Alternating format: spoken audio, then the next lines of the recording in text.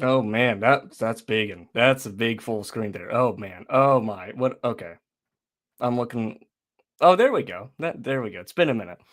So, by the man, I'm rusty AF, as the kids be saying, dropping that AF. But so, welcome back to the Brick Connection. I know it's been a minute. It's been like almost 2 months at this point. Uh, Not going to go into it, but there's some things that happened and some things that kind of go with flames and rames, things like of that nature. But we are back the title's very misleading, but I have to figure out how to go back and correct it because it's not the 6th episode, it is the 7th, believe it or not. So if you actually got to go back, you can go through and see all of them for every day of the week up to this point. And then you'll be waiting a week because the show is no longer weekly. It is now bi-weekly because it's just getting a little bit harder to go, every week. Can't be getting all that action in there every day of the week. But as always, this episode is powered by Matt Black Bricks. And if you notice, actually, the pinned comment, we have now dropped t-shirts. Comes in sand blue, the exact sand blue that you're seeing here, where it says like in the contrast area. It's that sand blue. It's very pretty, just like our guest, and also the show is also brought to you by Tom the Builder. So make sure, next time you go on Tom the Builder, drop that Austiff code for 5% off your order. Does not work for LC products, though. I learned that the hard way. I'm kidding. There was no hard way. Tom's a very nice guy, very good family man. Dude's great. But none other, there's no one like him. There's no one like Cody, who runs Matt Black Bricks, best friend. Dude, you guys goated. But so without further ado, if you guys could tell, I mean, I don't know if people can see, or I'm not going to assume that people can see. That would be kind of rude. But you might be able to tell the guest of this episode is none other than the legendary Mark Larson himself. The man is like the legend. He's everything behind what makes Brickworld great, because not only does he just make Brickworld great, but he gets people that love Brickworld as much as he does to help him make Brickworld turn dreams into reality. And it's been a place that's changed my life. And meeting Mark has changed my life, because that guy, I tell you what, there's nothing better than Mark. He's great. There's just not enough things to say that man is, it's a shame he's taken, because man, I would go and reel that man right up. Just saying. I'd be willing to say that we have the greatest bromance in the Lego space in history. And so, no further ado, here's our guest of the evening, Mark Larson. Hey everybody, how you doing tonight? Glad to be here. Thanks for having me, Austiff. Thank you for the amazing intro. Oh well, shucks. I was like, can we type that out and just like leave it in my bio? That would be wow. That'd be like an entire paragraph. Yeah. I can only type like 2 words a minute. I'm illiterate when it comes to typing, because I even forgot my own episode number in the title. I would just have some sort of program transcribe it. It's all good. There's something for that. But there's something for that. There is. Before we get into anything else, do you think it's time we go on our night drive and welcome everybody in? I definitely think it's time for that. I agree, because without them, the show would not be possible. Correct. Me and Matt Black Bricks love it. Look at you. Yeah. So, without further ado, we gotta roll down the windows. There we go. There we go. We got some breeze going here. It was 80 degrees here in Ohio yesterday, 70 today. But for the first comment of the night, we all just got cooped a little bit. Got cooped. Nice. This is gonna be a good one. Well, good to see you, Coop. I hope so. And oh, look at that. That's for Coop. That's just for Coop. I love it. Yeah. The nimble saucepan, all the way across the pond. Did you know that? I did not until now. Yeah, he's across the pond. He says, we'll replay gang the cheese out of this when I wake up. My Brick Connection shirt's in transit now. Man, nice. I believe he was the first to purchase a Brick Connection shirt. He even beat me. The Brick Connection shirt virgin. There he is. Yeah. Then we have that cherry. We're popping all sorts of cherries tonight, dude. But we got Nate from Nate Builds. If you guys did not know, he's an alumni of the show. What's up, Nate? We love Nate here. And we got Brick Dynasty. He says he can't wait for this. Neither can I. Brick Dynasty, hello. Then Shreddy, the best Brick World owner of our lives. Shreddy! There. There you have it. There was confetti for Shreddy. And in honor of my favorite non-Force user character in Star Wars, Simple Man, we have a Simple Mark. You know? You gotta, yeah. And then like Muttley, 777, Muttley should be able to catch some of this live instead of replay for a change. Well, awesome. Muttley's one of my old school bros, like from back in the Eurobricks days. Really? I'm so happy to see Muttley. Oh yeah, we go way back. We go like 20 years back. I'm not exaggerating. That's wild. Muttley, That's wild. Good to see you. And we have Ultra. Won't be able to make this one live, but have a good one. We shall. But I hope you're having a good Easter. I think they said live, not alive. Oh, I struggle with L's. It's been a thing since I was a child. Brick Studs, going to be a good episode with Mark. Oh, thank you, I would agree. Then we got Slurpee. What up, lads? Looking forward to this one. I agree. Great name. And he also says we all gotta rock. We all gotta roll. I think he may have said rock up to Brick World wearing TBC merch, just like everybody rocking up to the Minecraft movie dressed up as Steve. I'd be flattered. I'd probably cry. Let's do it. I got to get my merch in then. Let's just say yours will be sent to you tonight. Can't wait to go mark hunting at Brick World Chicago, says Padawan. I'm working on disguises because we know damn well everybody knows my real disguise now. I remember just, that I'll bring that up later. But Shreddy, he has the eyes. Then we got another alumni, True Squadron. True Squadron. Good to see you, sir. Says, let's go. No, my bad. Let's go. Hype for the show. He made a little poem about it. We even got Amy. Amy Schultz is amazing. What's going on, Amy? Well, thank you. I'm glad that you think I'm doing an awesome job. Balloons for Amy.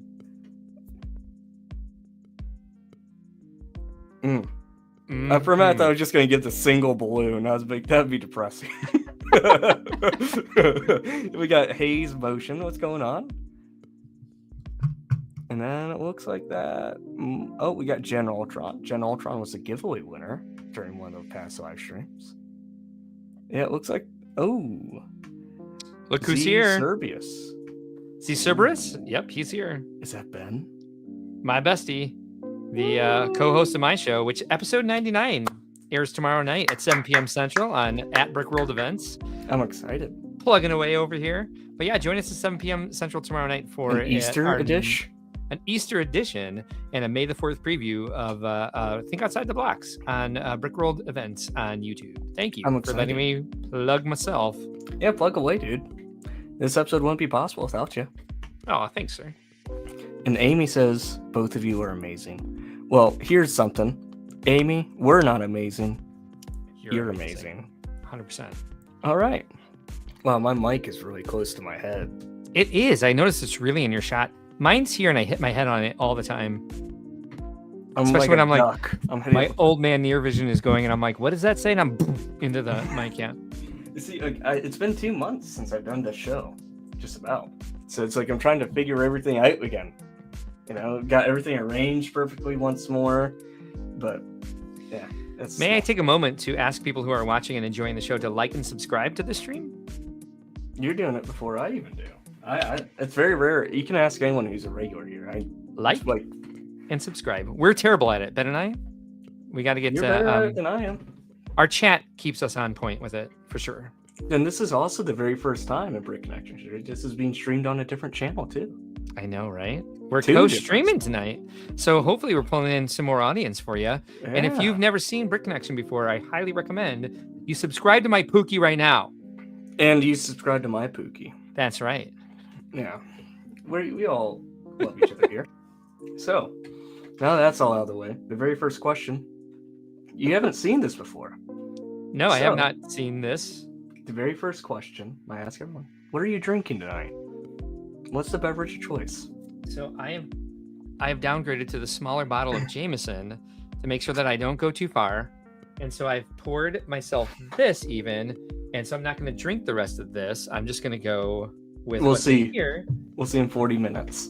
And then backing it up is this, so that I don't have any more of this, which it is empty, but it did start full yesterday. I was like, wait a minute, it's gone? Okay. I probably should have known that. Hey, But yeah, that's what I'm drinking. What are you it's drinking? I'm going basic summer vibes here. We're sharing a Ooh. Coke with a sis today. Oh, nice. You know, shout out to my sis out there. Way to She go, might sis. She might That's actually right. be watching. That would be kind of funny. That would be hilarious. Would it? I know she watched the first one, and she says she watches all of them, but I think, she just lying to support her brother at this point. My sister has been very giving and saying that she leaves the live streams on during the day while she's working to give me the watch hours. That's what But mine then I says, checked too. in and she's not actually doing that. She's a very busy person with 2 children. that Shame are on the sister. Shame traveling throughout the country. So yeah, no shame for her. She does a lot for our family. So Oh, we got She's- another alumni here tonight. oh, Brick Hive is Hive. here. He's an alumni. Brick Hive, we tried to raid your stream last night. I hope people came by. The stream that we were doing went so late that I stopped in after I was done eating dinner after the stream and watching White Lotus. Came down, and Pure Ant Fury was already over. So I gave you the rewatch hours, but I was not there, unfortunately, for it. So I watched do it. apologize. I try to. I'm usually there. I tried to stay up for it, but I ended up, like, I don't know. I was like started I'm yawning lying. at like 5, and I fell asleep at like 7. It was Z not- Cerberus in the chat calling me a liar, and I'm not a liar. And that's not how you spell it, first of all. You and I both tried to drive traffic to his stream from Reed's stream. Oh, he's clarifying. Your sister, that is. Oh, thank you. I was like, wait a minute, sir. So I'm what gonna we're text gonna, his ass right now. what we're gonna do? This is when we start, getting inside of Mark. That sounded really bad. It's fine. So, actually, this is not right. Please wait. Please wait. Holding Please wait. in a hold pattern. Here we go. My arm hair itches, so I can take this time to scratch my arms. My body's weird. Hear more about that on Wednesday. Our Gross stream. We're going to talk about awkwardness. That happens. Fun times. The fun times had by all. But so, how are you doing tonight, Mark? I'm doing great. Thank you so much for asking. I will say this. Mhm. This was an insanely busy week, but let's talk about mental health for a second. We say that a lot on my stream. This was the week where I finally started crawling out of some of the loss of mental health I had over the last 5 years, from COVID to buying a public event business during COVID, engaging in a bunch of escapism for a few years, and then trying to get back into being a responsible business owner. I broke down a bunch of barriers over the last 5 weeks, and I'm barreling through and I'm feeling great. And I feel honestly right now like I'm on top of the world. Good. And it may crash tomorrow. Who knows with any of this stuff. How about you, sir? How are you doing? I can't really complain. I finally started a new job this week. And Congratulations. this place pays me actually, which is nice. Hey, what? Yeah, they pay That's me. weird. I know, right? Why The do they do last- that? I don't know. They must think I'm just that good of a guy. Oh God, Ralph Nader is in the house. Alternate candidate is here. Oh, I see. Hello. But yeah, Daredevil ended. That was sad. Yeah, we haven't even watched the first episode yet. We're dude, still on it's White so Lotus. So good. The series was. I'm a very tough critic, and to me, I gave it I think 8.9 was my final.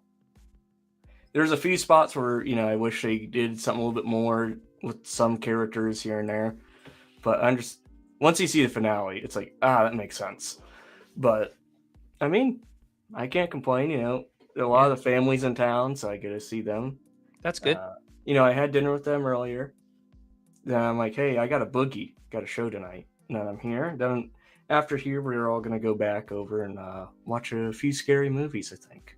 I'm skipping our Easter dinner for this. No, I'm kidding. This was just there's too much going on for me to have gone to our family Easter, and we're not any denomination of religion. I'll just put it that way. And so I was just kind of they're just getting together to have a brisket. And so I was like, we really can't. And so this Yeah. gave me the time to do this. So Well, I'm glad. Yeah. And everything works out for a reason. Yeah, I agree. So, for not all, I'm sure everyone here knows who Mark Larson is. But I don't know that they do. So, tell us who Mark Larson is before we go any deeper. I'll tell you this much. My name is Mark. Really? Yeah. Oh. I own the company Brickworld, and I am 5'7", and I'm a Scorpio. Was a Scorpio? Yeah. Like, are you a scorpion without the N? Yes. I Yeah. don't know what I am, but you don't. What's your birthday? June 12th. You're a Cancer. Oh. Cancers are. That's probably why we get along so well. Cancers are my favorite. June 12th zodiac. Let me just make sure on this. I know I'm a dragon. Oh, you're a damn Gemini. What's that mean? It means you have. There are two of you. The last I checked, there's only one of me. Nope, there's a dichotomy to you. You got one side that is completely defenseless, and one side that is defends yourself to the nth degree. Accurate? I don't know. Well, as I age, we'll find more answers. Okay. Yeah, sure. Something of that nature, yeah. Yeah, your personality is definitely about to grow more and be really different as you age.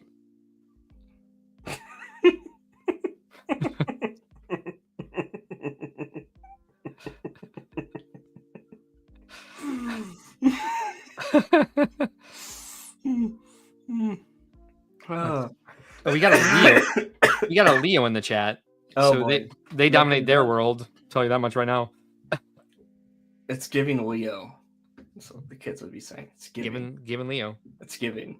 So, my very first question for you, Mark. We're going right into the Mark interview? Yeah, why not? No walk-up song? Oh, we can give you a walk-up song. All right, let's do it. We can do that. All right, thank you. Yeah. Yes, you. What does that say? Generaltron's bricks? Generaltron. Here, I'm walking up. There you go.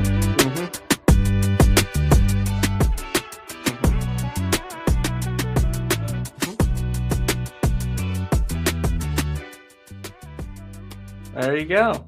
Oh, there we are. I'm here. You went all out, sir. There, I walked up. Now, ask me a question. All right. So you kind of dabbled on this previously, when we were talking initially. Tell us, how did you get into Lego? Oh dear Lord, your very beginning. Get into it. Yeah. I've just been into it. So I will tell you. I guess this is the origin story. I don't remember it, but my mom was meeting her friend Evelyn Hewsome, at a Baker Square in 1979. And her daughter, Marianne, was my age. And so we're in our high chairs at this Baker Square, and Marianne was being fussy. And so Evelyn brought out some Duplo bricks. And my mom said, "What are those?" And she said, "These are Legos."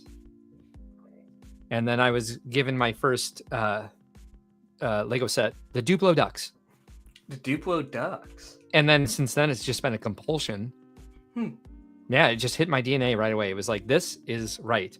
So one of my earliest memories was going on vacation to a cabin in Wisconsin, and we had a dresser in the room that was mine. And my mom was like, "Unpack your suitcase." And so I organized all my Duplo by color in this dresser. That's cute. That's about it. I mean, what? But how has that, so that's where it started? Yes. When did that initially end? Or was there ever what people say a dark age? My only dark age was in college, because I wasn't about to try to bring all that stuff to college with me. And so the dark age was just kind of forced. But when I'd go home for the weekend, I would dump out the Lego. My parents would go to bed at 10:30 and go watch Carson, which probably turned to Leno while I was in college. Maybe it was no. Maybe it turned to Leno when I was in high school. I don't remember the exact dates. But they'd watch the news and go up to bed and watch late night TV. And I'd go to the basement and dump out my Lego bin and try to build something because that's what I wanted to do when I was home. Like I miss doing this. Like I really never had a dark age, except for the fact that I didn't want to bring it down to college. But when we moved into an apartment, A slightly dim age. it was a parking lights age, I'll say. Then, you haven't always been the owner of Brickworld. I have not. That's, and all the events and everything that have taken place in your life, that's fairly recent. Let me give you the bullshit answer, the marketing answer. No one's ever been the owner of Brickworld. It belongs to the community. There you have it. But I remember, When talk. Oh, yeah, woo, yeah. I don't know these. It belongs to the community. I don't know these gestures yet. Yay for the community. Man, why is mine so delayed? First time I did this on the live stream, I did like air quotes and balloons came up and we were like, what just happened? Sounds like something that would happen here. But I remember, watching some of your streams and talking to you, in chats and whatnot. And even during our conversation, at Brickworld, which I want to kind of discuss as like its own chapter in itself. Mm-hmm. Correct me, you worked at Legoland, correct? I did. Can you tell us about like how that happened and how it went? Sure. So let me tell you a couple stories here. So once upon a time, there was a man named Brian Bonahum and a man named Adam Reed Tucker. And they started Brickworld together. And I think the first year was 2007. This is the sort of thing I should have ingrained in my memory at this point. But my memory's a little broken from the last 5 years. Or Jameson. Well, that and trauma and other escapism. Everything else. But like I can tell you every moment of growth on my Animal Crossing island. But they started this. It was based. They did a Comic-Con in Chicago. House of Bricks was their contribution to it. I don't even think it was a Comic-Con because we have C2E2. Maybe Chicago, I should know all this. Yeah, it happened last weekend. And shout out to Shylug for handing out our postcards there. We had several inquiries come in that were like, I got your postcard at C2E2. And I'm like, who's giving out our postcards at C2E2? This is amazing. It was Shylug. Because they have a interactive brick area there, that's pretty great that somebody did that for us. And we sent them the postcards so they can do whatever they want with them. But they did that, and that's the right way to do it. So the company started, and it was at a very small show. I think the first year it was $50 to go. And I'd been to C2E2 at that point. I'd been to San Diego Comic-Con. So when it was $50, I thought I bought a day pass. So I didn't realize I can go for the entire week and display. So I was in a show at the time. And so on my way to the show that day, I used to be an actor. And so on my way to the show, I'm like, let's stop at Brickworld and see what's going on. And I brought my camera and like, I went to the registration desk and I got my badge. And there was some sort of ceremony going on at the time. There used to be like 5. Was it this badge? During the weekend? No, it was not very different. Not doxing myself here. Not doxing myself. It was a little bit different back then, at least. And so like was it like a little clip-on badge? I think so. I don't remember the specifics.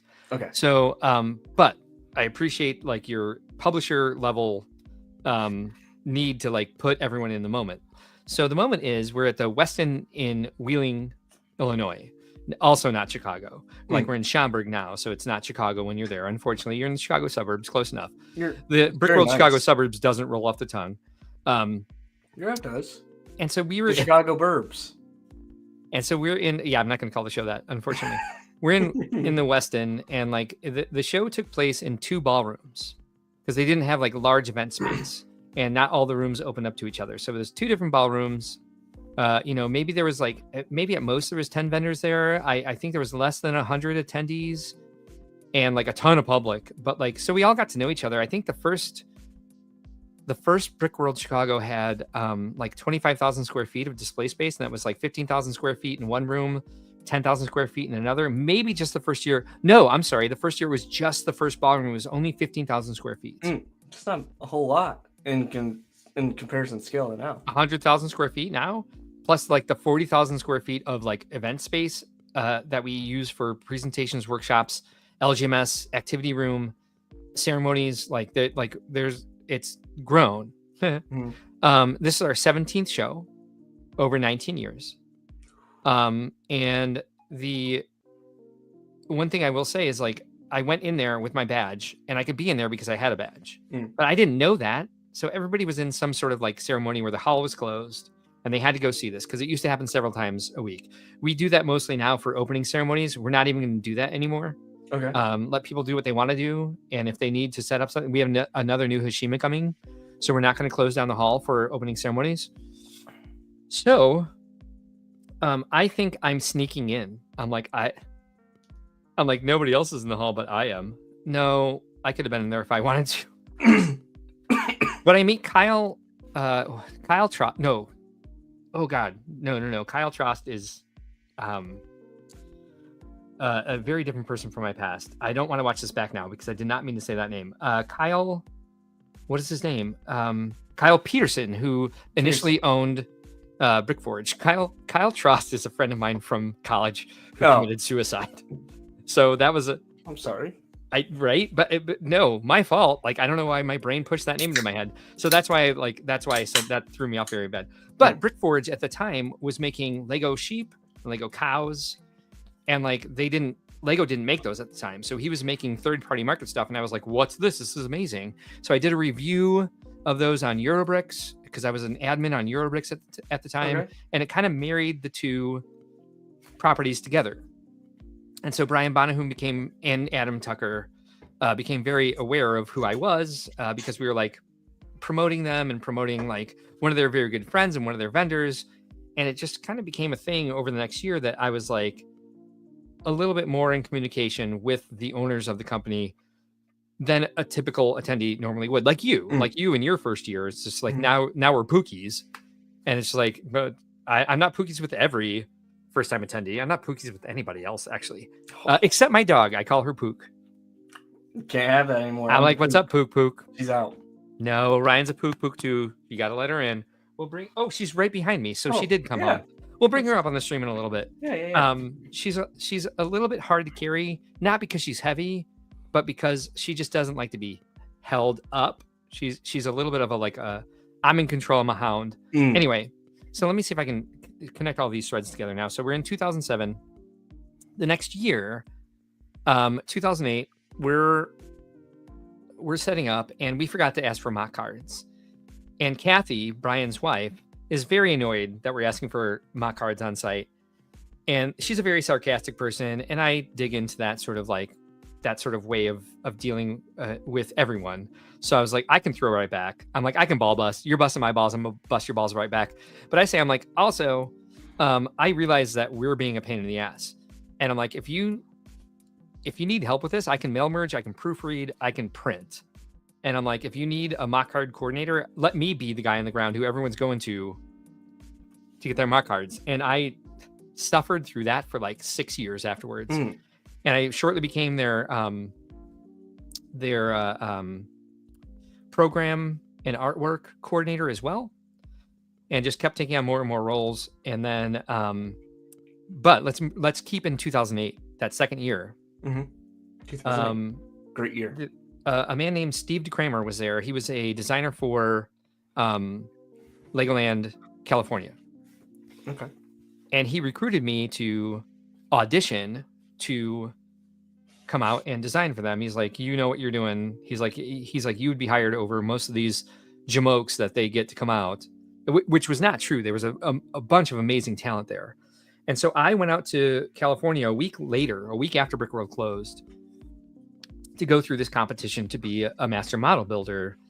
And I won it along with 4 other people, and then like an additional 4 that they brought in as associate builders. It was the first time that they were expanding a lot. They were expanding the brand a ton at that time. And so, and it was like, I've lived in the Midwest all my life, and moving to California, I was in a relationship at the time. It wasn't the best relationship, but it was still hard to leave. It was very hard to leave my dog. They wanted to do a bunch of media interviews, and they're like, you have media training. Come here. And like halfway through, I was like, can you stop putting me in on these because I needed to go call my boyfriend and cry about it because I was going to uproot my life. And they thought I was being emotional. Like, I'm so overwhelmed that I got it. And I'm like, no, this is not an easy decision. Mhm. Fun fact, that was the day Michael Jackson died. Really?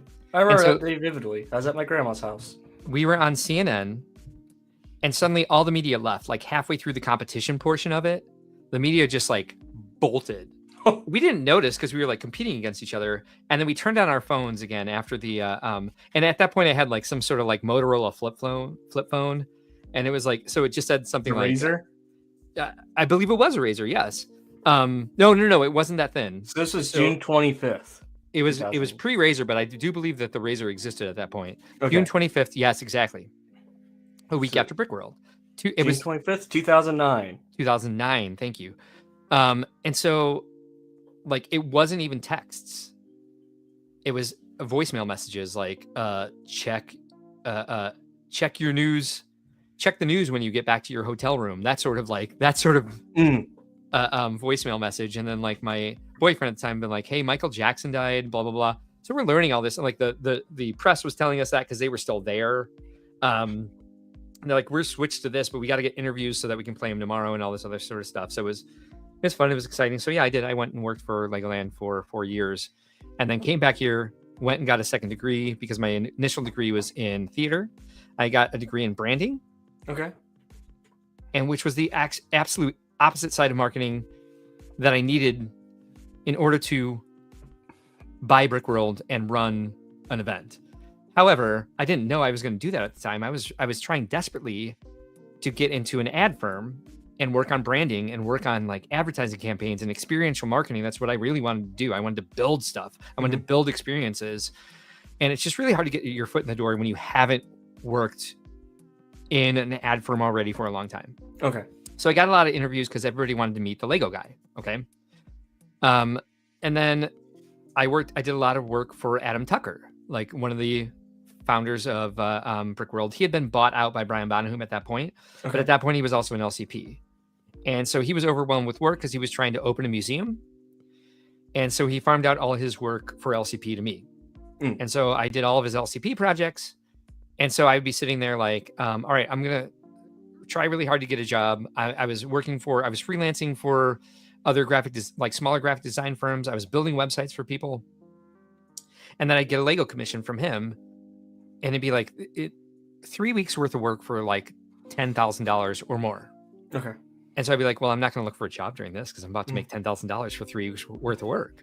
Yeah. And so then I'd stop the job search. So I wasn't as tenacious as I should have been, but I was also getting a fuck ton of money. That's more than I make in like 4 months. Right? It's more than I'm making right now. Man, could you go back in time and hire me too? It's like, I'll take just 2,500. Totally. If I can go back in time, there's a lot I would do differently. I would definitely look you up.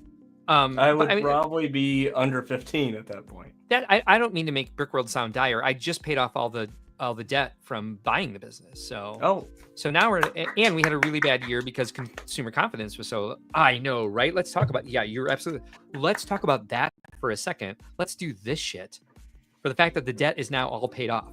And actually, I have a dispute with the Small Business Association because they charged me $13 this month for interest on a loan that I paid off last month. What? And I was like, that makes no damn sense. Interest on what? I'm like, if I get another, it was only $13, but I'm pissed, right? Interest is like the biggest scam of all time. Yeah. Oh, very much so. So like, we're at the point where like, I'm still looking for a job. I'm still doing commissions for Adam, and Matt proposes. And like somewhere within the same amount of time, Brian Bonahum calls me and asks me if I want to buy the company from them because they're ready to retire. And it's just Brian and Kathy that own it at that point. And I'm like, I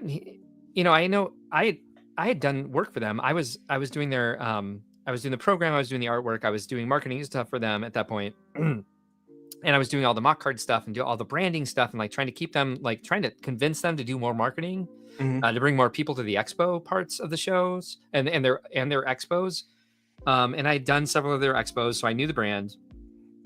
And I knew well enough that like he had ruminated to me other people to sell the company to, like 2 other people that he had like seemed like they were all in.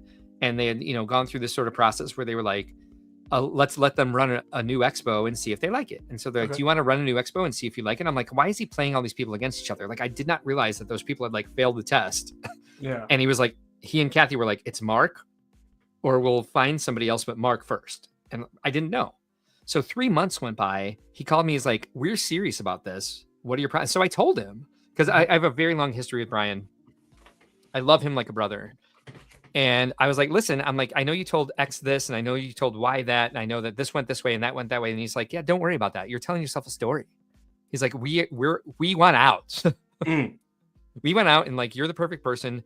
If you don't, like, we want your advice on who to sell it to, but like, you are it. You are the only person we're asking this. Don't think we're trying to like pit up a bunch of people against each other. Like, we know what you do for us, and we know that you love the community, and we know you're the right person to take this brand where it can go. Yeah. Looking back at that, I'm like, were you right about that? No, I get they tired on definitely a were. lot of things. Yeah. No, like, no, yes, I've only been there once, but I will say, before then, I never went to any convention or any form of expo in my life. Mm. And then, having probably, I kid you not, like the best time of my entire life at Brick World, and then I went to Fan Expo like a month ago. I was like, man, imagine if they had Mark running this shit. Like, this place would be so much better. Because You might feel the same way at like Brick World Indianapolis, which is just an expo as well. So in their defense, like, it's just a different model. it's like, the thing is, like, when I was going there, the Fan Expo or whatever, I kid you not, I just knelt down to tie my shoe. And I was getting like screamed at by their security because apparently I kneeled down in a spot to tie my shoe where I shouldn't have been. Like, That's a fire hazard. Like, people are. but What do you do when kids kneel down to tie their shoes? Like, who are these security people? I went all the way against the wall. Like, my rear was against the wall. I knelt down. Yeah. On that, may I say real quick, like, our security is trained by me. They're off-duty police officers, but they follow my lead. I say, we lead with customer service. We want to make sure everybody's having a good time. If you have a question about what somebody's doing, you approach them with, how's your day? Are you liking the event?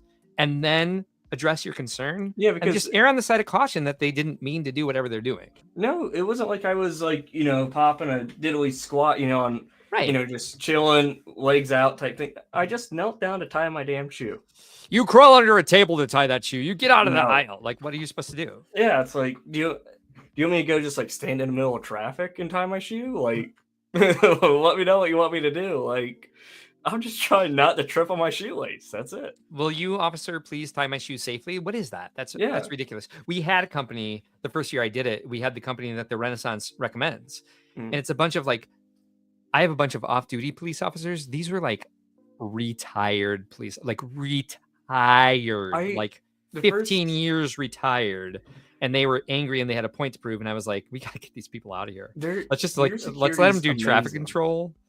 I love our security. The reason I want to like pinpoint that is because like, I know people saw them take care of a lot of people saw them take care of a certain situation this year. Even that guy, I thought, handled it beautifully. And he himself is 60 years old. And it seemed a little aggressive to some, but it for me, it was handled perfectly because someone needed to be removed from the show. Measures were being taken before it got to that point. And so days of measures had been taken up to that point. And he was so gentle. It was one of my staff members who no longer works for me, who got in there, was probably more aggressive, but even he handled it great. That's not the reason he's not with us anymore. Like, he handled it very well. Yes, he was more like, no, you're going, you're leaving, there's no question. But I only knew that because I was standing close to him. I could hear him say that. His body language wasn't bad. Like, I love the security measures we have in place, especially the fact that I've told them I trust them to know what our policies are. So if they think somebody needs to leave, they make the call. I don't have to be there. I'm too exhausted to make some of these. What happens if it's you? Just for an example, what's happening if it's you who breaks the content policy? I'm not going to run up and have you crying to me that you need to stay. If they say you broke the content policy, you go. Like, it cannot be in my hands. I'm too close to these people. I'm way too close to these people. You I know, see.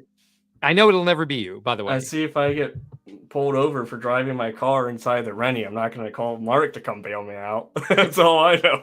That's actually allowed. That would only be a minor infraction. So Driving my car into the Rennie, like the actual lobby.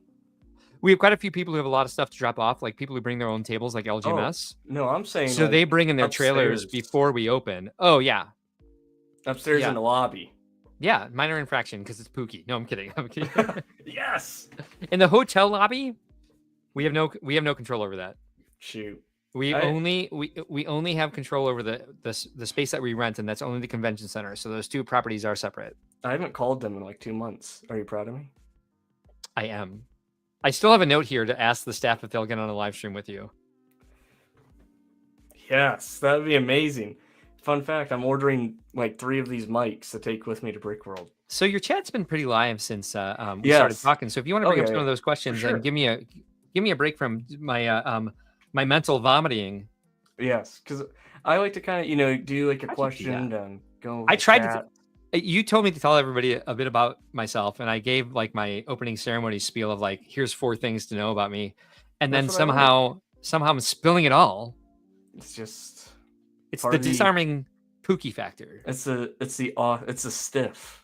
I'm fucking annoyed. Oh hey, Copper Bowers here. Oh hey, Copper Valor's here. I'm not Oh, staying since it's a nice. brick thing.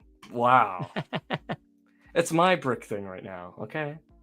Yeah, so we're rating Austiff stream by co-streaming. Copper Valor, you've talked to her several times Yeah. on the okay, Animal cool. Crossing. You know, she has a bit of disdain for bricks. Not really disdain, just not an interest. So, but I love that she stops by. She gives us a couple watch hours. That's good. And she brings a lot of viewers to our channel, and we've started to bring some over to hers. Mayo was there one night. He I got a was free there. membership. That's awesome. You've been there. That's right. Yep. Ben's And been there. Padawan, he's probably the eldest friend I've had since coming into like the space. Known him the longest.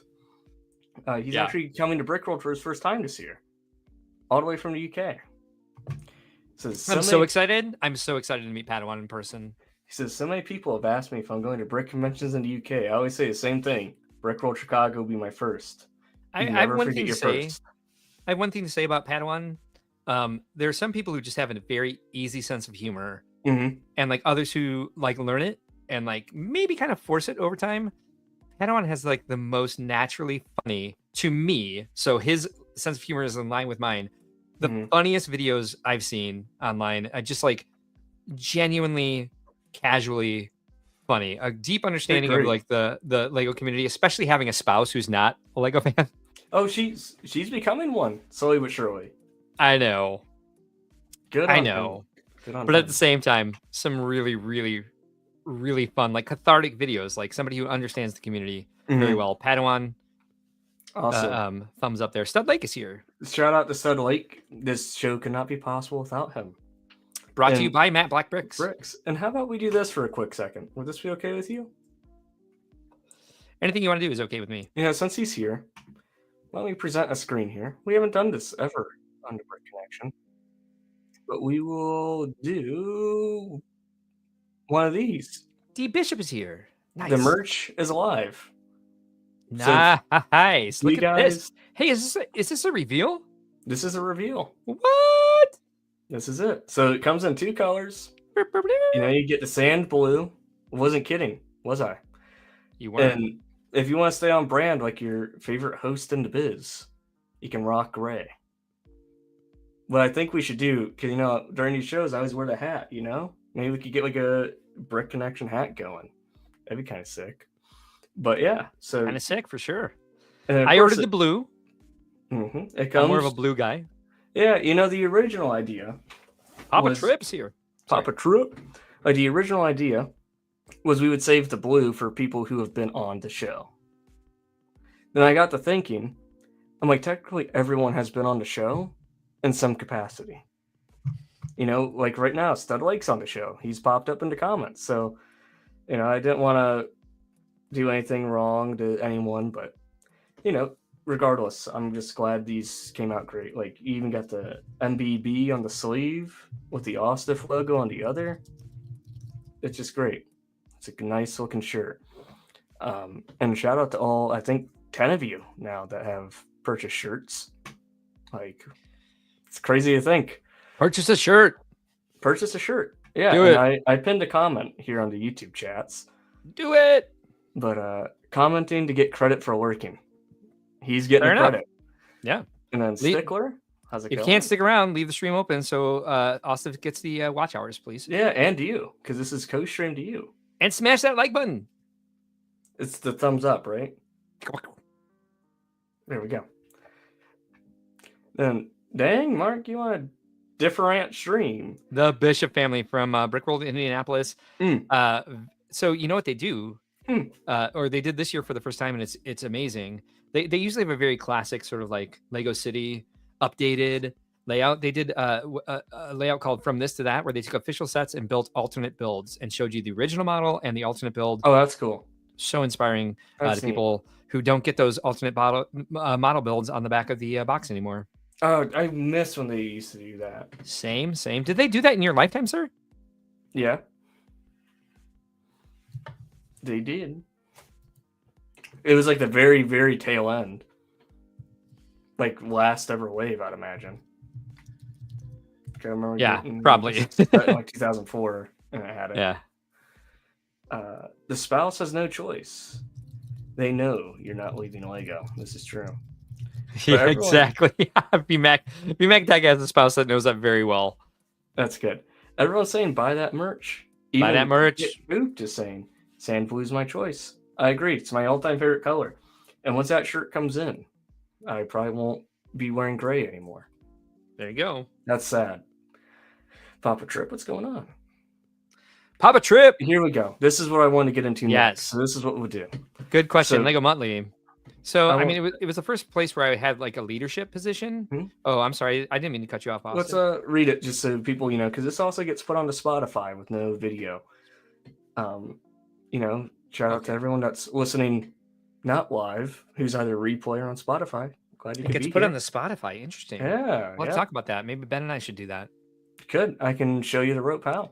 Our show would maybe not work on Spotify in that case because we do so many visual jokes. That could be. Like for me, that's why I kind of keep it this format, answer a few questions and go to the chat for a little bit, so it's easier listening for other people who can't be here live. Trying to make something for everyone. But Muttley's asking you, Mark. Hey, Mark. Muttley. Hero Brick's your first Lego online presence. It's the first place where I had like a leadership position because I was a moderator and then an admin. And then now I'm still a root admin there. I don't go there anymore. I don't know how to update the code anymore because so much time has passed. But no, I actually started an FBTB. Is that still around? I don't think so. I was very active there. I worked from home for a while. I was a bouncer at a bar when I first moved to Chicago. Tell us about that too. Yeah, I was a bouncer at a bar. And then I was doing freelance web design during the day. And I didn't do very well working from home at first. I'm much better at working from home now than I used to be. But when I was, how old was I then? 22, 23? Like, I would just get lost on the internet or TV. I'd watch I watched daytime TV. I watched Days of Our Lives. Was Jensen Ackles on it at the time? No, he was on for only a very short. No, I think he was. I think he was. Yeah. He was only on for like a year before WB came around and took him for Supernatural. They signed him. Well, they originally signed him to just not take any other work. Oh, because that makes sense. Yeah. So he was like absent for like 2 years before Supernatural actually started. Yeah, because he's doing a lot of work with Jessica Alba too. Oh, is he? Good. He was. Yeah. Oh, he was back then? Yeah. Okay. I can't shout out to one of my favorite podcasts, the Inside of You podcast with Michael Rosenbaum. Okay. And he brought up the point where, him and Alba were working on a movie together, and it was kind of like Airbnb type situation. They were in the house together, and Michael Rosenbaum's like, "Hey, did you hit on her a little bit?" And then Jensen's like, "Yeah, no, she's a total bitch." No! He goes, "I couldn't stand her, so I went and got a hotel." on my No, own I mean, time. I think he's a much better actor than what he's been able to do on Supernatural. So I kind of feel bad for him that that He's was his first like step into. I hope he yeah. becomes something else after Supernatural. He's a soldier boy in The Boys, and been doing. He's blown up with Is that. that who that is? Oh Hmm. my God, that's him. Yeah, he's like a He's so Captain old America if now. he's bad. Yeah, no, he's He's hot as great. hell. He's always been hot as hell. Yeah, like when I was No, at Fan trust me. Expo, When I he was tried Eric to meet him. Brady on Days of Our Lives, I was like, where'd they get this actor? Like, you know, like, Whoa, where's our casting call room? Oh, we know Mark's celebrity crush. We all know who mine is, so. oh, you don't know the half of my celebrity crushes. Exactly. Um, either way, I was on FBTB Mhm. and I annoyed the hell out of the moderators because I was just like I was a bouncer at a bar. And we've all seen my methods of escapism. In my early 20s, I was a much heavier drinker than I am now. And so I'd get on FBTB after my shifts and just like rant about how much I love Lego and like F bomb on them. And like I think I got banned a couple times. Like I spent way too much time there. Like it was a sort of an early form of escapism. And I think that was the first place I really made a splash because I was highlighted a lot on the mock page because I built an A-Wing starfighter before the A-Wing was out. I built a UCS Star Destroyer before the UCS Star Destroyer was out. I built a Naboo Palace playset before there was anything about like structures in the prequel trilogy. So I got highlighted a lot, but they hated me because I was so annoying. Besides the mocks that I would, and back then you couldn't just like post a mock; you had to submit it to like their mock of the week thing. They have So to get like judged and critiqued and yeah, I think the original BB code was like you couldn't post pictures on your own. You had to submit the picture through a form. Yeah, so so you're it telling me definitely if had to be. I wanted to, post the simple apartment, it would have to go through like rounds to be deemed worthy. Maybe you could post them in the threads and then you had to submit it to see if it could be put on the front page, and that's what I'm remembering incorrectly. But yeah, I was still a pain I in don't the like ass. that. Yeah. Yeah, I remember like quite a few things where I was like trying to I was so involved in like the daily drama of the site that they were like I got a talking to from the moderators quite a few times. We're like, we know you're trying to help. We think you're actually making things worse. Can you just duck out when somebody else is arguing and just let us handle it? Like too big for my britches. Okay. And yeah, it was an awkward time for me. I was 22. 22. Yeah, Did you say I don't know about you? I'm feeling 22. I did, and I have no idea where those lyrics are from. T Swizzle. Oh, there we go. Is that Taylor Swift? Yeah. I don't know. I don't know most of her music. Sorry. Neither do I. I just kind of know that from, I don't know, it was like a few years ago, it was like on everyone's like reels or whatever they would post. That's how I know it. Fair enough. I could only get so much annoyance so many times before it became like ingrained in my forehead. But yeah, it was in answer to Muttley's question. No, I started on like FBTB building a reputation that wasn't good.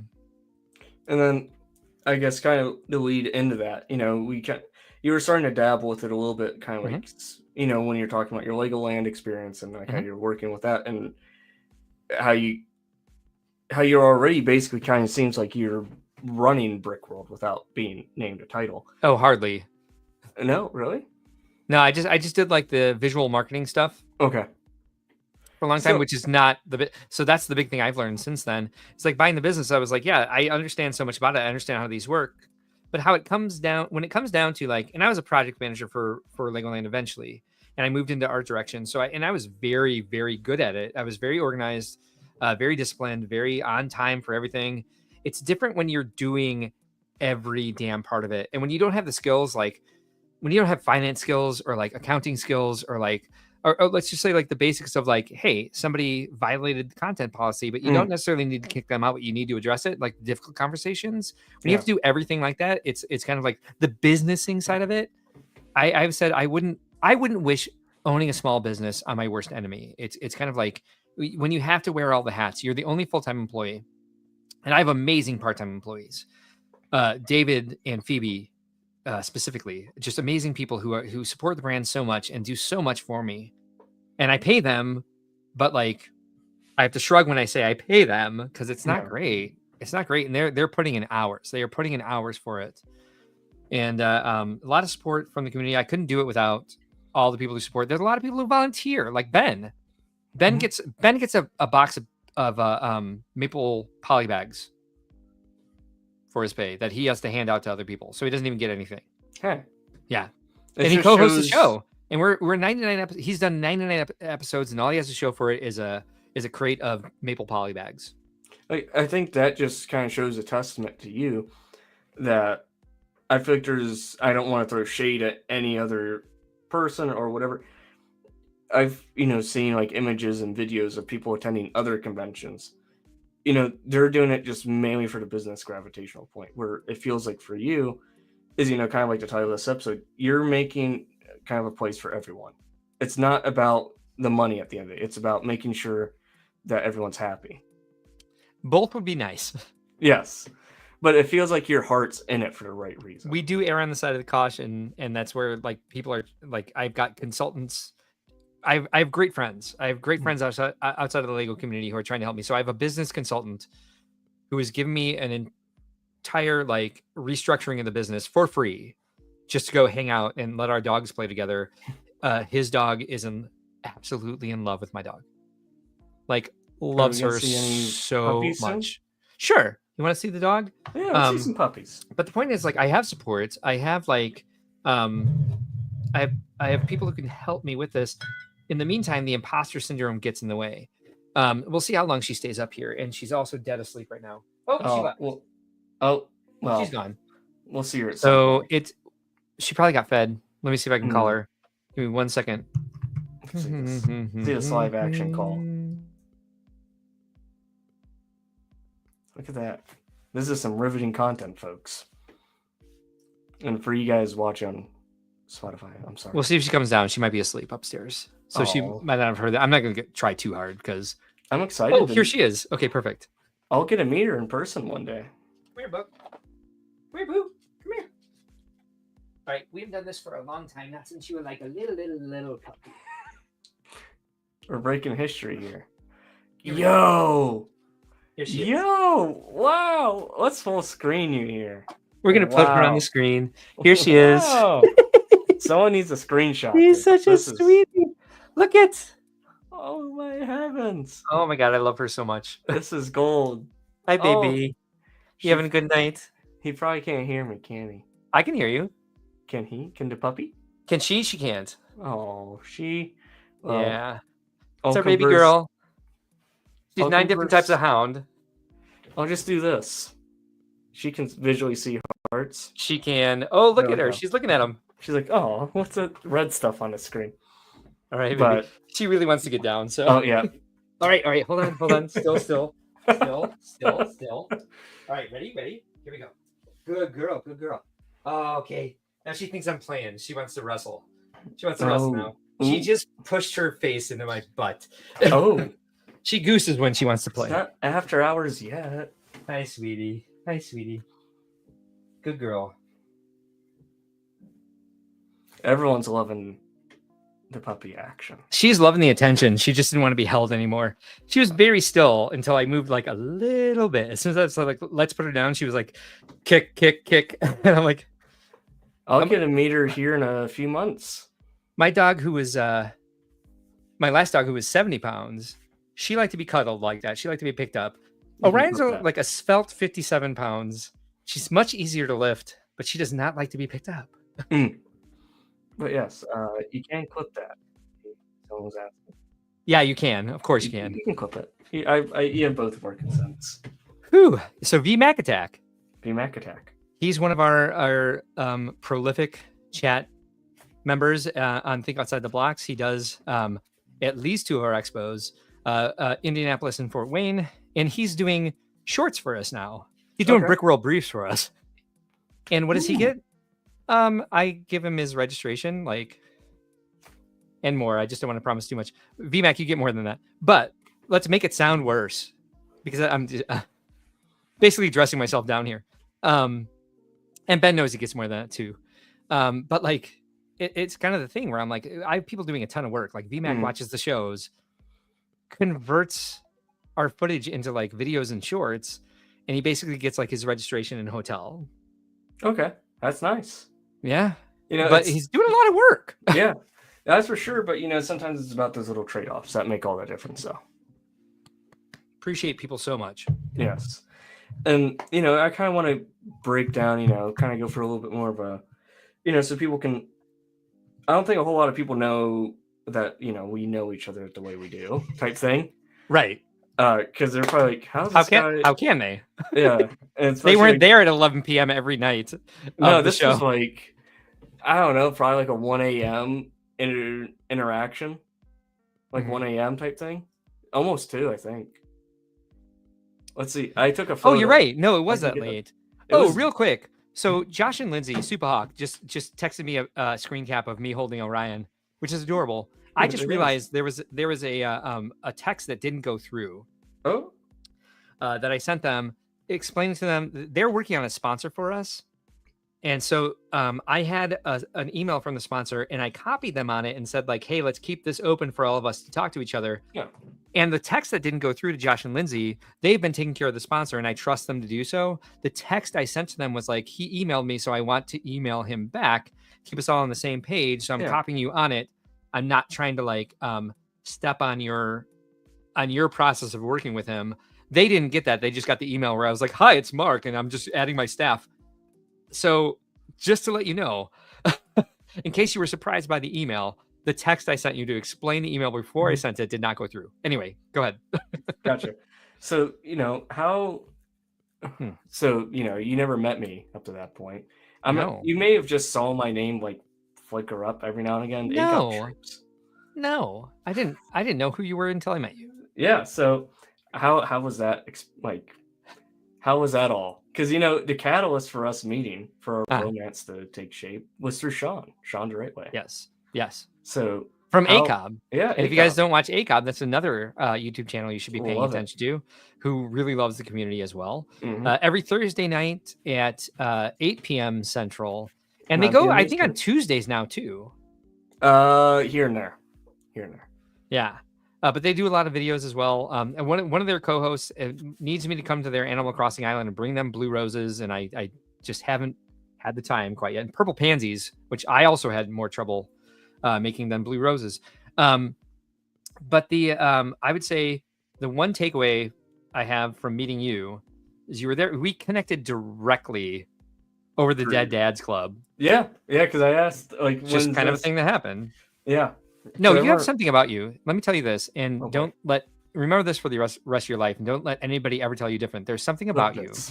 Like if people have a spot, you know how to hit them in it casually, and just kind of like make them feel comfortable, but also like heard and seen. Like it's a very special skill where like to get my attention in that way and make me relax at that show. I was like, all right, I'm going to go find this guy every night.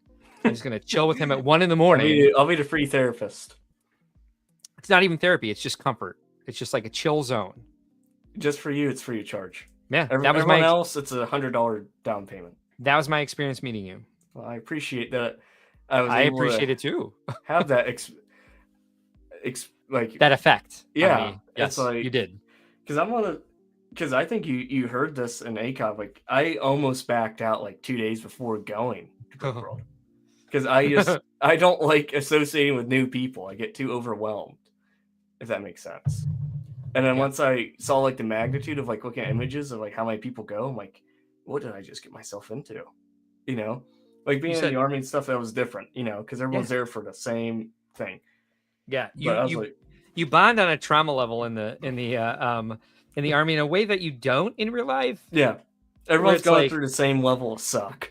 It's like, yeah. Everyone hates their lives equally. That's the best way to put it. Bonded in that way, more that you had to than you chose to, with the way that I think you took that part with you. Mm-hmm. And in that way, it reminds me of my dad, who also was in the armed services during Vietnam. So I recognize it. Yeah, and I feel like if it weren't for us, I remember like we both kind of like. I don't want to say dumped, but we both talked about our father's passing for like 2 hours. Yeah, we talked about that. Into a safe garbage dump. Yeah, because it was like up to that point, I didn't tell anyone about all Why did I just do thumbs up? But okay. I do the same thing. I talk like this a lot. Like I do this a lot where I'm like, and then the thumb just comes up and I'm like, stop it. So I want to tie that into what I want to ask you next. So you bought Brickworld. So walk us through about how, it came about of you buying Brickworld. And you bought it at like a unique time in human history. Good transition from the trauma comments. So yeah, I bought it in August of 2019, and I did immediately a new show, Brickworld Kansas City. That was the worst show on record at the time. We've had 2 beat it since then. It was the first show to lose money in the history of the Brickworld company. And so I started with Brickworld Kansas City, and I was like, oops. And then I did Detroit and Fort Wayne that had like modest profits. And like typically the smaller shows, they were Detroit was still relatively new. Fort Wayne is just a smaller market. It's where Brian Bonahum is from, and so he wanted to do a show there. Okay, makes sense. So that his family could come see it. Yeah, because they weren't necessarily going to travel to other cities to be a part of it. Although his sister Barb, who I love to death, did a lot of the shows for a long time. She did Indy and Chicago. And she did quite a few of those for me too. She came out and did those shows. God, I love her so much. And then, so yeah, about 2 weeks before, no, it was the week before we were supposed to leave for Brickworld Indianapolis. I had just rented the truck. So it was 2 weeks before. So the following week would have been when I left for the show. Good night, was Muttley. when the lockdown started. Good night, Muttley. It's so good to see you. Oh my gosh. It's almost 3 a.m. for him. I would love to reconnect with you, actually. We can arrange that.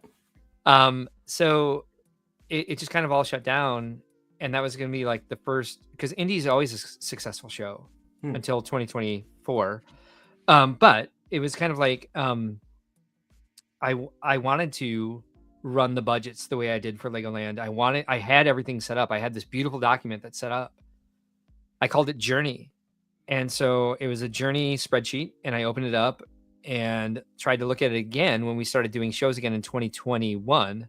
And I was like, why are all these formulas broken? Because there was one column in March of 2020 that just said fuck. Like I made it all one cell, and it just had the F word in it.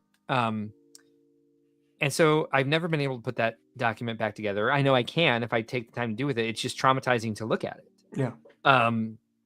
And also it had all the loans in it. Now the loans are paid off, so I just need to start it over. So it was rough. It was really rough because I would say that's when the escapism really started. That's when like the heavy drinking started. But not in 2020. In 2020, we did 5 virtual shows. Like I was doing my best to like wake up every day and say, hey, this is outside of my control. Like the mantra for my life. There's a lot outside of my control. What's in my control? Do what you can with what's in your control and make it the best. So I did that throughout 2020. And then early 2021, I started fielding emails and phone calls from all these venues. And it was like Groundhog Day. Like I was going through the exact same motions. Let's reschedule. Let's cancel. Let's do this. I was like, we just fucking did this. We just fucking did this. And then we had a rooftop deck and a driveway. And so my condo became a neighborhood bar. And so I had people in the driveway every weekend. What's the price of drinks? What's the price? Whatever they had at the 7-Eleven if they were open. Because 7-Eleven might be closed early because of the COVID lockdown or the mass restrictions still because they weren't getting the business. Or it might be boarded up because of the protests over the death of George Floyd. Like there was no telling when businesses were going to even be open. And so our parking lot and our rooftop deck became like a neighborhood bar. We had a fire pit. We had like, and so I spent most of my time doing that. Like, let's keep all of our friends in the neighborhood connected. And so people would like my Cheeto's dad, my trainer would be like, hey, you've never met my friend Ron, but his birthday is next week. And can we have his birthday party in your driveway?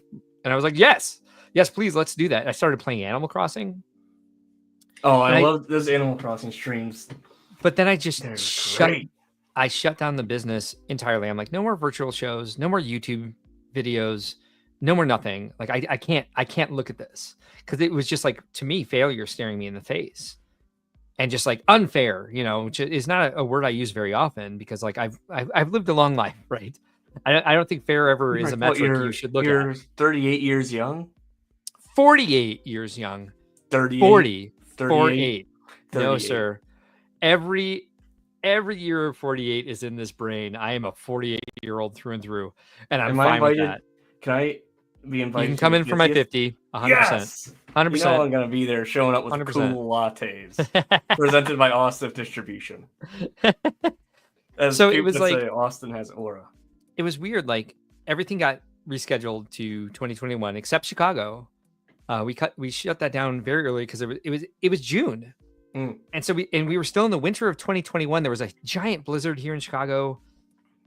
No one knew what was going to be happening during the summer. We got a lot of angry emails in May of 2021. They were like, "You just need to do the show and like man up." And I was like, "All right, we had to make this call in February." So, Good night, Brick Dynasty. so you tell me about manhood with a global pandemic and a public event business. So shut up.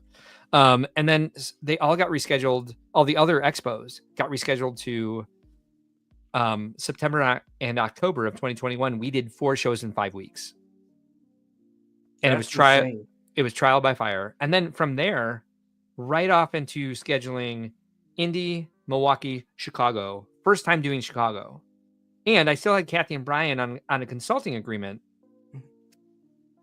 But there was a lot of lost knowledge. They didn't necessarily remember exactly how to do everything. It was like kind of like learning how to ride a bike again for them, and then trying to tell me over Zoom how to ride a bike, you know? So it wasn't easy. It hasn't been easy. Nothing's easy, especially small business ownership. And so we get a little bit better. We get a little better and better every year. But like I said at the beginning of the stream, it's only been 5 weeks since I kind of climbed out of all that like depression and escapism with a lot of medical help from the last 5 years. Like I'm only myself again now. I'm only 2019 Mark again now. I don't even know if I'm fully there, but I feel much closer to that than I have for a very long time. Yeah. Owning a business on top of that. Yeah. Jesus Christ, this is hell. I just want to say, just to you, like, you know, when I met you initially, you know, I'm like, oh, this guy's great, positive. You know, he's just happy to be here. Like you got to fake it till you make it. Yep. Same. Yep, and now exactly it's that. like now you're saying that, you know, now. Yeah. I'm able to kind of like I can piece together. Oh, you know, there's some things where I'm like, okay, and now it's just like being able to kind of step back and like a retrospective view, like Mark that I met then and the Mark I know now. They're very different people, but still same. Well, and that's what I appreciate is that you picked up on. Well, you at least chose to notice the positives that were still there. Like I was still me, but like I wasn't really. I was phoning that in. I was like going through the motions because I know that's who I am. And now finally I feel like I can like they both come back together basically. And I am that person again. And it hopefully over the next 2 months, it'll less than 2 months, a month and a half. Don't say it. You know, I do the countdown every week. And now that like I'm just now full-time employed to actually start saving, this first paycheck's going straight to take me from 0 to whatever for Brick World. I have been there. It's like, I'm like, I can't miss out on Brick World. If I have to do anything, I will take out a small loan to get there. It's like, and that's also a testament to what you know, you and all your staff do for Brick World. It makes it, you know, that great where you're like, you know, I will take a loan to get there. Oh, it's like, I had a meltdown in a meeting this week. And like one of the things that we found, because I'll put it this way, I'm in therapy. And one of the things that I found is like, as I've climbed out of this, like escapism, depression, etc., I have these like bursts of anger, and like I don't translate very well anger very well. Me too. So I act more like a 5-year-old. Yeah, like than a 48-year-old. I'm that same way. Like I don't want to like out myself or whatever, but like I don't know, January. You know, like September, January is very hard. You know why? I'm not gonna say it online. Or, you know, I got a call from someone or whatever. And I just came back into my like, where I'm living. And, you know, and I don't know. I always knew there was like a picture of me and my dad just right in the entryway or whatever. Just, I don't know why. I just immediately just like put my hand right into the glass. And it's just like, it's so stuff like that. It's like that was me. Point. I had these crazy like fight responses Well, I'm much more of a flight person. I'm much more of like, let's come, let's pull. That's why I was a good bouncer, because I Walk could with talk me. people out the door. Walk with me, exactly. Walk with me. Let's go talk outside. You're never going back inside. But like after some of this stuff happened, I remember going. I took a bus somewhere, and we lived off the alley. Our back door was off the alley when we lived in the condo. So I walked around the corner to where there was a huge high rise on the corner of the alley, and so it was a blind corner walking around. And I walked around the corner, and a jogger was running, and he was right there, and I just like pulled back, and he was like, whoa, whoa, whoa, whoa, and I'm sorry. I just kept pulling back, like I was still gonna hit him. And I was like, I don't know what's happening. That's all I could say. I was like, I'm sorry too, but I was also gonna fucking throttle this guy, and I was like, but that's not. I don't do that. Yeah, That's not something that's in me. And then I had a bad neck injury once upon a time, and it was acting up. And I went to a muscle activation therapist, and he was trying to find where all the spots were, and he found a nerve here, and I grabbed him. When he grabbed the nerve, it hurt like hell. My body just like responded, and I grabbed him like really hard, and I was like, again, it was the same thing. Like, I'm sorry. He's like, let go, and I was like, fuck.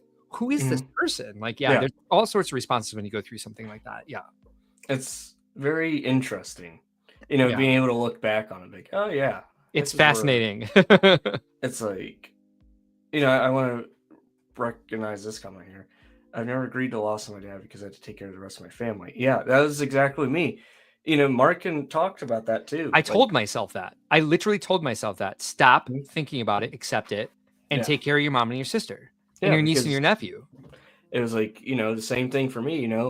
I maybe just got out of, doing what I did at the time, and I was back at home with mom and pa, and, when I found my dad or whatever, my first instinct was like, take mom, lock her in the bathroom until EMS is done.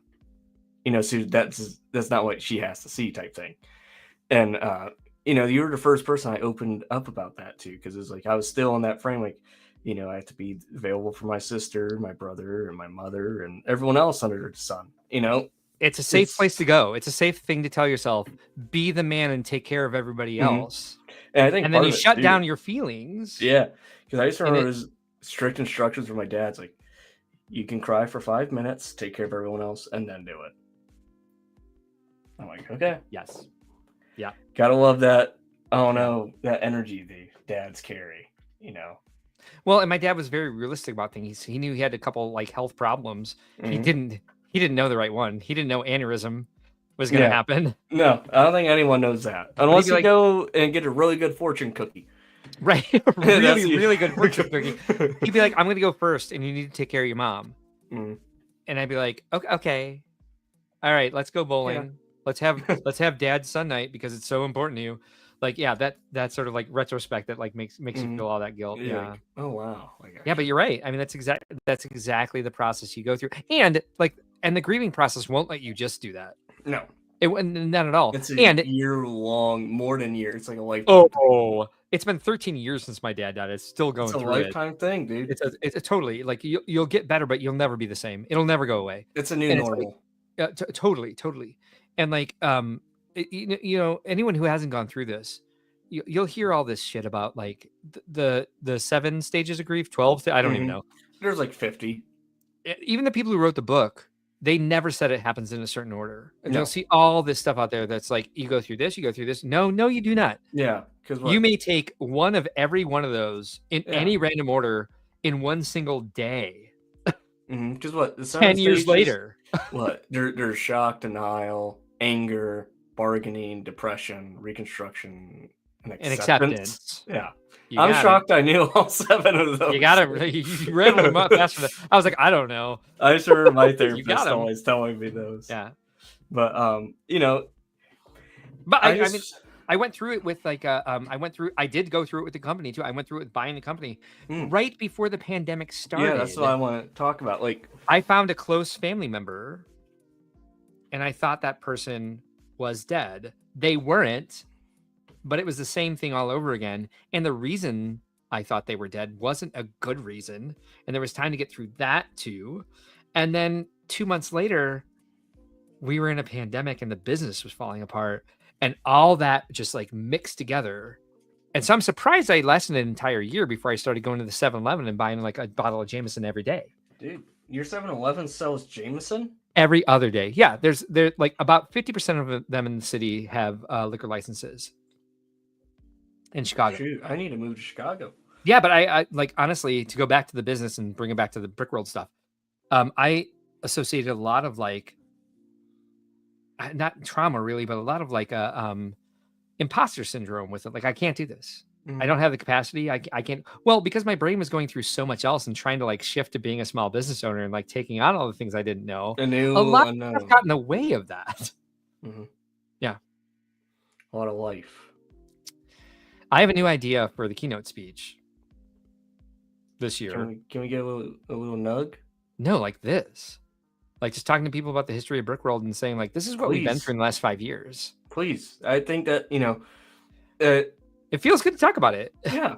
Because it's more than, I don't want to say an accomplishment because it's more than that. It's more of like a testament. If anything. It's more of a battlefield win at this point. A testimony. So, I'm sure a lot of people probably wonder this, when they go to Brick World and they know who you are. I personally wondered this, but you said it a few times going since now I kind of recognize. You're not the only Lego convention in the world. Right. Do you ever feel kind of like a sense of like what you said, like an imposter syndrome? Like where you see maybe like how this con or event's doing, like is there ever like a feeling where you wish that, or you think that your event is not as subpar as theirs? No, I think like all the cons are different. I feel this towards the expos, and it's something I wish I can rectify. But for the cons, like you said, or like Padawan said, I meant. Like Padawan said, that was his first convention. That'll always be his home show, even though he lives in the UK. My home show will always be Chicago. Mine too, obviously. And I've been to other shows, and I'm like, and I just don't feel the same thing. It's because you get a certain expectation. I always compare it to the first time I went on a gay cruise. It's like the first time in my life I went to a space where I knew once those doors closed, I didn't have to explain to I didn't have to come out to anybody. And it's kind of the same when you go to any Lego convention. You get to the venue. You don't have to explain. Oh, I love it. You do this in the basement. You don't do this. You do this on the side. You're an adult that builds stuff out of Legos. Everybody knows that. Everyone, it's a safe place to talk about and just go from there instead of trying to have to explain it first. Your home con is your home con. I would never ever disparage another convention. I made the expos, but I've also had imposter syndrome for the expos because some of them seem to, from my research, bring in a lot more people than we're able to. That's kind of me catching up with like current like modern marketing, which again, I have a branding degree, not a marketing degree. So I've been running to catch up ever since I bought them. But ever since Kathy and Brian hired me full time to work for them before I bought the company and started digging into it and being like, all right, how do we do this? Oh God, there's a bunch of stuff I don't know that the branding degree didn't like prepare me for. Yeah. But the convention side, if you have a home show, if you want to go to Brick Slopes, if you want to go to Skaterbeck and that's your home show, I'll never be like, no, Brick World's better. No, it's not. It's not for you. Like, we're all about building community. We're all about giving resources to AFOLs. We're all about making AFOLs feel like they're in a comfortable, safe space. Like promote every single one of them. Go to your home show. Go to your favorite convention. If you don't want to come to Brick World, don't. Like, try it out. Yeah, please come try it out. But if you don't enjoy it as much as BrickCon, like don't come then. That's totally fine. I'm not offended by that whatsoever. I have the utmost respect for everyone else who runs a convention for AFOLs. It's like, kind of speaking on what you were saying a moment ago, you and Brick World, you guys seemingly gave me like my best friends of my lifetime. Like, I knew Sean, Brent, Cody, Coop. I knew everyone, to a point that you can know someone virtually.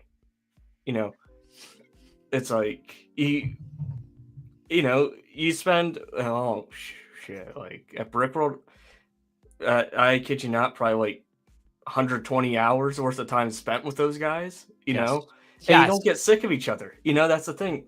And leaving Brickworld, having everyone's phone numbers, and now we're all kind of like, We're I can't. pooks. Yeah, like you and I will just text each other out of the blue, just like, "Hey, what's going on today?" Just something random, or like, that goes for everyone Perfect. else I met. Love it. Like you were able to give me like a sense of friendship that I never even had when I was in the service. Yeah. Like, and you're really close to those dudes. Like you're really like taking a dump right next to each other on a tree trunk, close. It's like you can't get much closer to that, but you can. But and anyone who's ever teetering defensive, like, should I go to a brick convention, even if it's not Brick World? Say if you just don't have, if you don't have the means to go, like for me, like going to Chicago, it's a 8-hour drive, but there's a lot of means that go into that, like hotel room, gas, food. There's a lot of items that go into it, and you do a good job being able to provide food on the spot, like access to food. You do a great job with that, the food trucks. Nicole does a great job with that. Nicole is she's prolific with that. Another staff member who does a lot for us. She works the merchandise booth. You can see her every day of the week. She's my age, and she is behind the merch booth. She is she's a lesbian with purple and blue hair. Oh, shout out to her. Can't miss her. Because I remember when the booth was out with like stuff, I kept eyeballing the gray medium shirt, like the entire convention or whatever. And she took note of that, and I came by on the last day. She goes, because your guys' gray shirts were all sold out at the time. She goes, were you looking for a gray medium shirt? I'm like, yeah. She goes, I saw you all week. Here, buy this. I'm like, okay. That was just a great interaction. She's so good at what she does. She is. When it comes to merch and when it comes to food trucks, like she just nails it. Like I'm so blessed to have these people in my life, right? Mm-hmm. But I want to ask you this. Imagine you had gone to something really cozy, like Omaha's Brick Days, which is a convention that's run by Nate Flood. And very passionate about doing this. Smaller show. Mm-hmm. And he's got a very good fan base like I do. But it's like, I don't know. I haven't been there. So I'm just going to estimate half the size. You went to a cozier show like that for your first Lego convention, and then you were like, let's try Brick World Chicago. And then you were overwhelmed because it's giant. It's like you'd want to go back to Brick Days, Mm-hmm. It's like, it makes perfect sense. Like you find your home the first time it hits you in the heart, Mm-hmm. It's like, there's a lot of conventions that happen in Ohio. I'm sure there's usually one in Cleveland and Columbus and Cincinnati. There's one in like there's like Q1, Q3, and Q4. People are always like, come to Ohio, and I'm like, no, it's crowded. One day, crowded. If you ever do, I'll be there 100%. Every single. It's not like I'm not going to be there any other day, regardless. So it's like, I can't even say anymore because I'm up for like 20 hours of Brick World every day. So I can't trump that. So am I. I'll be up for 24 of every day. I'll be certified dead by the end of it with the amount of cores that we have consumed. Dear Lord, yeah. But, as we kind of dwindle down, because I know we're both kind of on a time crunch type thing, my final question to you. Yes. What's one thing that you wish people knew? With people's expectations, I feel like if people are like me, they have a way of like setting their bar way up high, and sometimes things aren't met. And there's usually things behind the scenes that kind of can cause stuff like that. Yeah, we're all human. Nothing can go pinpoint excellent pin like dotted to pen. Yeah, you're gonna see it. I guess my point would be on that is, I mean, we're always going to try to produce the best show possible and bring new stuff and fine tune the things that work. But there's going to be a disappointment year for you. No matter how many times you do this, everybody, there's going to be a disappointment year where like your expectations are up and something happens where it's like, no way you don't just get the same feel. I know. The boys are always going to be there, so it's. I know. I've felt it myself. Like especially if the convention keeps growing. I think my first disappointing year was 2009, 2010, where more people started showing up, and I wasn't able to meet everybody. And there were so many people there that things got clicky, and so people were separating into groups for the first time. I mean, when there's less than 100 attendees, y'all just hang out and you get to know like everybody's name. You remember everybody. Yeah. And you all hang out in the same room. And then as it grew, the more people came. Somebody said to me last year, one of the content creators was like, this year seemed like it was all about drama. And I was like, this year seemed really great, but I understood because a lot like what we talked about, like that security incident, like the content creators all knew what was going on, and it created quite a bit of tension. And I could see why people thought it was more dramatic than the previous year, because it certainly was for them, for that group. So it's just like something may get in the way of like your full enjoyment of it. I don't think ever to a point where like I never had anything happen that it was something where like I don't want to come back next year, but I know other people have. Specifically for Brickworld, I know that there's quite a few people. Before I owned the company, there were some things happening that like I'm still trying to get some of these people back. So it may happen at some point. There may be something that gets in the way. The more you get to know people, the more you are, the more you set up expectations for it, or the more expectations are set up on you. There may be things that like pull you in different directions. And so my advice for people is just to go in with the expectation of like, you're just gonna have a good time doing what you need. Yes, exactly. Doing the best for yourself. And like our motto is building community. And so I definitely want people to reach out and share resources and everything, but protect yourself too from some of the drama that does happen. We've got 2,000 freaking people as badged attendees every year. You can't like every single one of them. Yeah. And so shit's going to happen, unfortunately. So I would say like, what I want people to know is that as much as it's that gay cruise, that once the doors on the boat are closed, you don't have to come out of the closet and there's a safety there. Gay bitches cause drama, and there's going to be drama on this boat that you don't want to be a part of.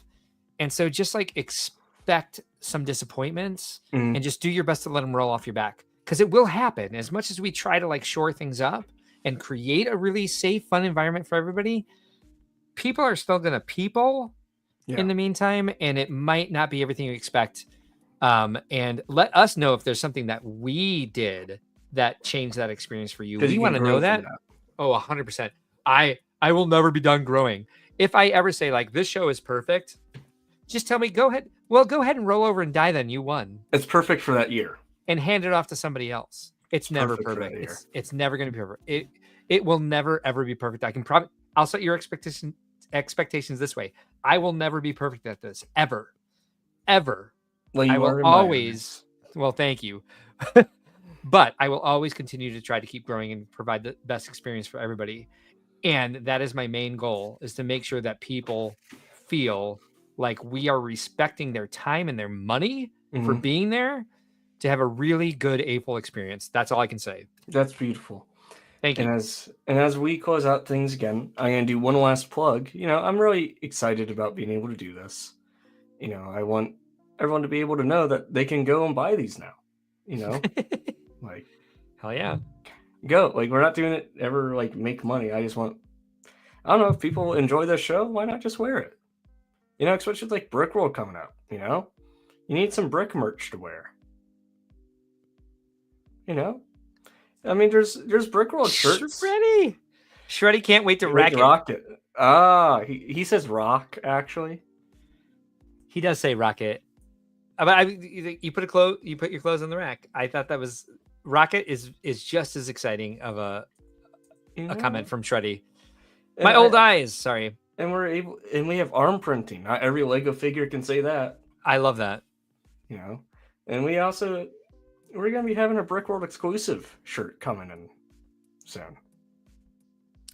Love to hear that. I'll fill you in the green room after all this. All right, perfect. But as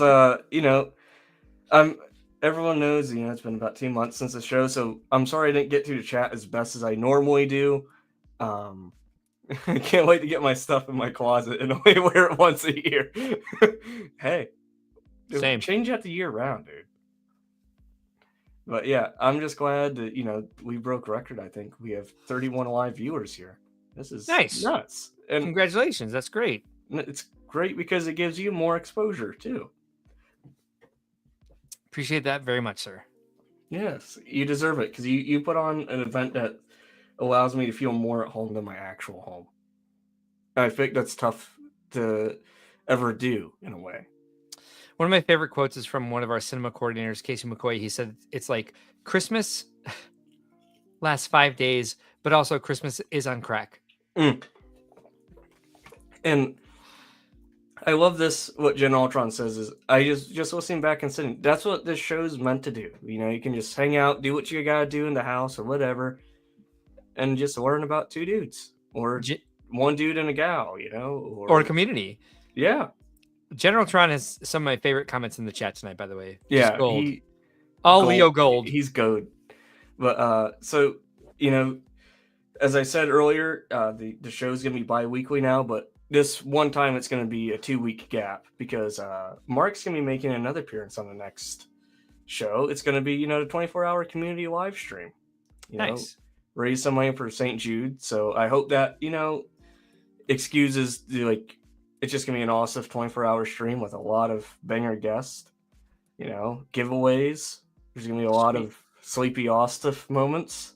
We'll put some giveaways in there. Yeah. Oh, contribute a couple. Sure. Okay. Yeah, we're gonna you know, raise some money for some kids and families that really need it. Let's do it. So, we're gonna leave it off on that note. So we're gonna be Freddy says lots of ghosts will be consumed. No cool lattes, just a lot of ghosts that stream. But Mark, is there anything you wanna plug or? Well, I already plugged the entire night. Of course, plug Brick World. It's coming up June. I don't know, 11th through 15th. I can give you the count. You can give me. I don't want it. Go to brickworld.com. We just updated the website. Go to convention registration. If you're ready to join, we'll give you all the information to register for the show. Of course, join us on Think Outside the Blocks on Sundays, 7 p.m. Central. We do a lot of fun stuff. We don't necessarily talk too much about like the process of joining, getting registered for Brick World and stuff like that, but we do talk about like how to build original creations. We talk about Lego news, and then we just act like goofballs in the last hour of the show. Then, of course, Wednesday nights you can join us at 11 p.m. Central if you want to play Animal Crossing with me, which who doesn't? And then one of these days, I get a Switch too. If you're watching a live stream and you're part of this community and you want to support these people who are creating content, you smash that like button, you hit subscribe. It does a lot for the algorithm, does a lot to show that you appreciate the entire community, let alone the people who are making the content to keep the community growing. Absolutely. Means a lot to us, means a lot to Austiff. I know that. So please, please, please, if you haven't already, smash that like button and hit subscribe. You'll get notifications whenever he goes live. Yeah. Man, you said that better than I ever could in 1,000 years. Coop has to remind me to tell people, say, well, like, hit the like. Coop just does it for me. That's all. Same. And as you saw, I'm good at it, but I forget to do it for my own stream. You're good. I'm gonna have to get that like pre-recorded so it just becomes a sound bite. Like you reading Curious George. All right. Perfect. And on that note, it was great seeing everyone again. The show will be excellent seeing everybody. The show will be back. But we're gonna be doing the 24 stream, which is, you know, those are always a great time. Looking forward to it. Happy Easter to those who celebrate, and I hope you get to have a good time with your folks. That's what I'm going to go do. Going to go watch some scary movies with them. You know, quite an opposite way to spend Easter horror movies. No, it makes perfect sense. You know, we watch Aliens on Christmas because it has red and green. You know, there you go. Die Hard's a Christmas movie. It sure is. We'll see you guys all next time. Bye, everybody.